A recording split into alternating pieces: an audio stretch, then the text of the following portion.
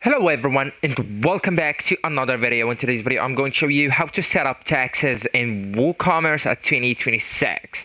So actually guys, first we will need to enable taxes in WooCommerce. So to do that you will need to go to the WordPress dashboard, as you can see this one, and after that just go and hover into or on the WooCommerce option on the left hand menu, and then just go with the pop-up menu and click on the settings. So I do really want you to stay on the general section and scroll down until you can see the taxes and coupons. So right here we'll need just to go with enable taxes option and click on or check mark that option, enable tax rates and calculations. After that, just scroll all the way down and click on save changes button. So right now, after that, I do want you to go and click on the tax section right here on the top of the page.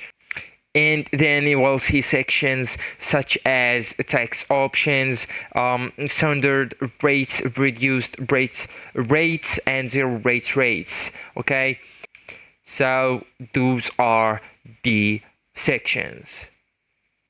So actually guys, right now we all need to configure the tax options, and that's important, right? So we all need to go with the prices entered with tax and enable the yes, I will enter prices inclusive of tax. Okay, so go with the first one. And on the calculate tax based on, just go ahead and go with customer shipping address. That's the recommended option. And on the shipping tax class option, just go ahead and let it on shipping tax class based on cart items. So that's the recommended one. And go ahead and enable the round tax at subtotal level. And here on the display prices, the first one, let it on excluding tax, and the second one, go ahead and put it on including tax. Then go all the way down and click on save changes.